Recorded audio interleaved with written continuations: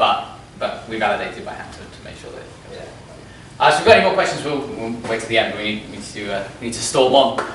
So I'd like to welcome. I'll get it sorted out first, because I need to switch over the slides. So give me a moment. Talk about yourself. Have you predicted the stock market yet? Yeah, that's running now. It's taking forever to run. I don't understand.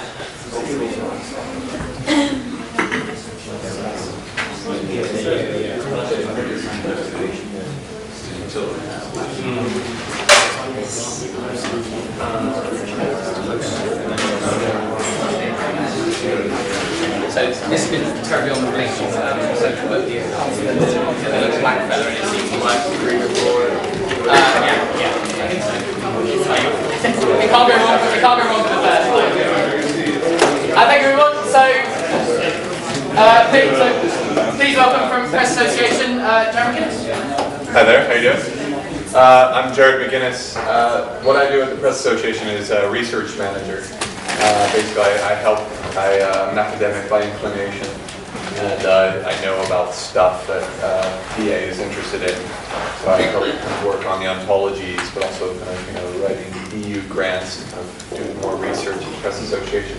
This is quite a traditional company, and it's very recent that they've kind of looked, kind of how to address the kind of challenge of digital, the news and the digital age. So that's why they're hiring weirdos like myself. So I've called the event People, Places, and Events, because that seems to be the most kind of valuable things we can find in text, things in kind of named entities when we're doing analysis. So I want to only talk about analysis, but also just kind of semantics in general in the news and how that's kind of changing and how we're making use of it and what we're doing with that. And at the end, I'll show you just a quick demo. We'll have to shut off the cameras and lower the lights because it's not officially released yet. It's all for internal information. But I thought you guys might be interested just to see what we've done. Sorry, it's useless. There we go. Okay. So we're not the only ones. There's other people that are kind of doing this. So our director is John O'Donovan. He came from the BBC, and in particular, he worked on the World Cup website. And although it's not very interesting from this perspective, underneath is where the interesting bits go. So, when a story mentioned Rooney, when a journalist wrote a story about Rooney, tagged that Rooney. Underneath it was a kind of knowledge using ontologies that Rooney is playing for this thing. It's called a team, and this one in particular is named England. It's in a group of other teams, and they'll play together. One's called the United States. And we all know how that turned out. Sorry, it's very rare an American kind of lord over European nations in soccer, so I did it there. Sorry. There'll be no more of that. So also another example was the BBC. This was the natural history. This was a really good example of using linked data and the kind of power of kind of pulling in things in a semantic way. So they tagged up stories and video about animals. And what you got for that was the taxonomical information, and you could be able to pull in the actual taxonomy from, I believe, the World Wildlife Foundation.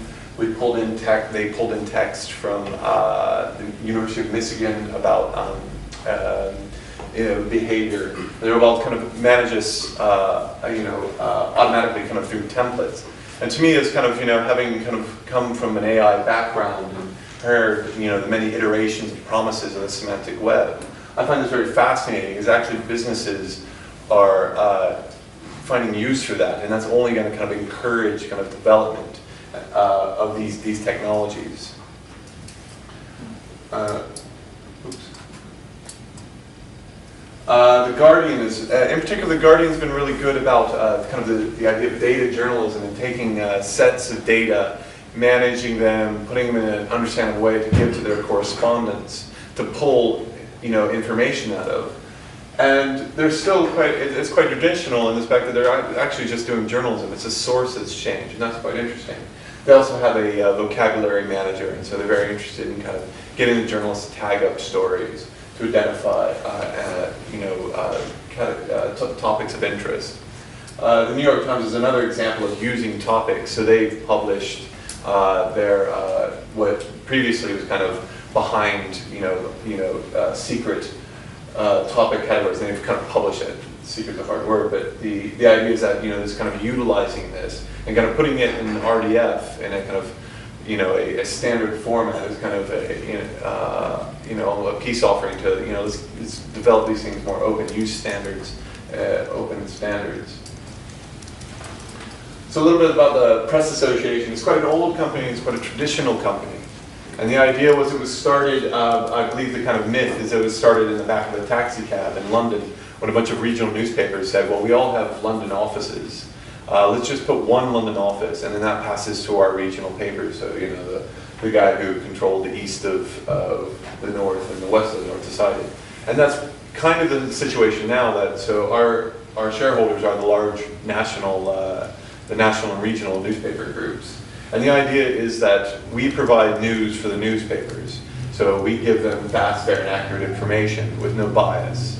And they provide that. So we provide wire service to Guardian and Daily Mail alike, and then the resulting stories sort of have different spins on that information. But that's not all we do. So all the TV listings come from PA. So that information comes from the different channels. PA puts it in a different into the different formats, and then puts it to the guides or whatever. There's a lot of page ready, there's a lot of entertainment, sports. We do a lot of the sports data, a lot of the Premier League sports data comes to us. And the idea I'm trying to get is we have lots of stuff of different types in different types of format. So we have video, and that, from me, my perspective, this is where it gets really interesting. We have all these various things that are coming into this one place, right? This is where we could really affect change. And if this was started and get marked up in a semantic way, the power of that could then, is much stronger than if one newspaper decides to take this approach and then another one takes this and they have a slightly different approach. The idea is that, in just as we kind of became the kind of standard for information coming out of London because of, the Crown Court is here, the government is here, we could also do this kind of just things that the newspapers don't compete on, in particular that, nobody argues, no Daily Mail doesn't sell more newspapers because they have a different opinion than Wayne Rooney is. So if we could provide that, say, this is the Wayne Rooney that you guys are talking about, it's quite a powerful, interesting thing. And that's the bit that gets me excited. And so the reason, so what I think, using semantics to address a situation in the news industry is that they're, especially and in PA, the news industry in general is constantly pressured with this do more with less, right? There's less money in the news industry, it didn't make as much. But, from the PA perspective, we have all these different kinds of, all these formats, all these different types of content. They have different, one does, somebody put a database for this particular sport, so we have a cricket database, we have a football database, then we have an arts and entertainment database. And actually, that's not really what we care about. We care about the people, places, the organizations, the events that news is about, right? So if we have a bunch of stories about footballers in the news section because they've been arrested for whatever peccadillos, we also have a bunch of information in the sports side, right? So if we can, make a story about the day after this guy got arrested for drunk driving, he scored a hat trick. That's a pretty interesting news story, right? And we have that. It's just now we're relying on manual processes for somebody to make that connection. And we can sort of do some of that stuff automatically. Oh, I keep getting that wrong, sorry. And so my kind of party line is the kind of text mining and the entity extraction is only kind of one bit. And I kind of trying to secure this because my answer is I think ontology and ontological approaches is actually where the real power comes from. That iceberg of text analysis is interesting enough. But if you have behind that a model of the world and what you think the world looks like, and in particular what you think the news world looks like, and for me that from that perspective is interesting because news is actually encyclopedic. So you have a very wide thing, but it's kind of it's a more constrained problem. So we're not kind of recreating OpenPsych. If you remember, if anyone knows the OpenPsych project, this is an approach to kind of make an encyclopedic ontology. It didn't do well, and the anecdote I always say is that they would have been fine if they hired one philosopher, but I think they hired 5. And they were screwed. There's no way to get anything done. But I mean, it still exists, and they've done some amazing work, but it was such a momentous task. And although we're kind of encyclopedic in coverage, actually our view of the world is quite simplified, right? And so we see it as there's things in the world, the domain, and we have simple entities and complex entities. Simple is people, places, and organizations. And the only kind of complex one is events right now. We have this idea that events seem to kind of pull in these other entities that are interested. And that's what the world is about. And the news industry makes assets. It writes news stories. It makes videos. It makes still images. It creates data about those. And we connect that through some kind of tag model, a very simple tag model, just as like, a folksonomy approach that this story is about, Wayne Rooney, and this story only mentions his wife or whatever, right?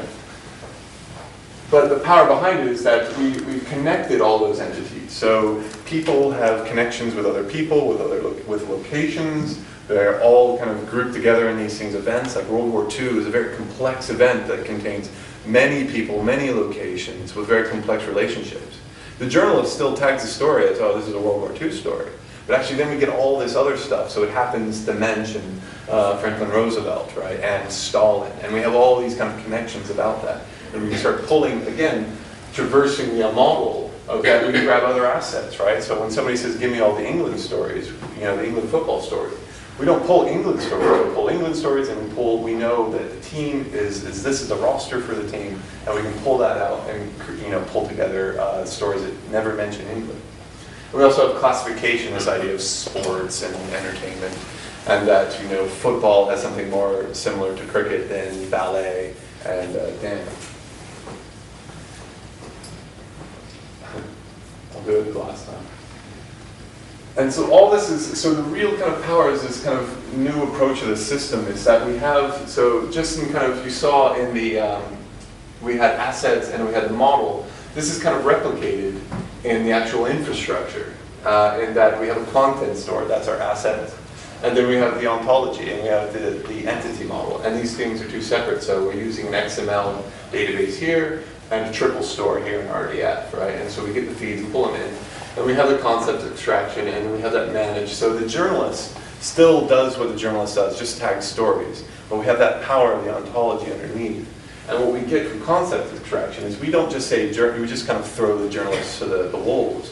We provide, using text extraction and entity recognition. Here's what the computer thinks these stories about, yay or nay. And we get much more better results from interaction from the journalists because they're time poor. Which is something I should have highlighted before, is that we're dealing with domain experts who are time poor, so we need to get as much out of them as possible without bothering them very little. Correspondents are amazing domain experts, but they're very, very grumpy, and you don't want to bother them. So this idea that we can get them, we can just about get them to say, this story mentions Wayne Rooney, and then we can pull all that other information in. All right? So I don't know. No. I didn't do it in the last one. So I thought maybe I'll just kind of show you where we're at now with this model. So we've kind of put together a proof of concept, and we can play the video. So so we're only kind of looking at location right now, but the idea is we had to kind of connect all these systems together, and it was quite, we basically kind of rebuilt the IT infrastructure from the ground up again. So it was quite a dramatic project. And we've just kind of finished that first stage of work. So with the video I'm going to show you,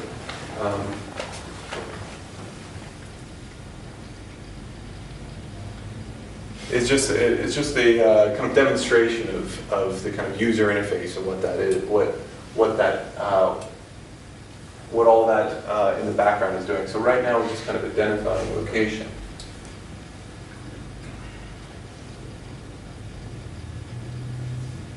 So it's only about 3 minutes. Okay. Should be running. So this is just a website we've kind of put in, and it's the website interface with the APIs to kind of demonstrate how you can start to access this information. So we have Rothbury, but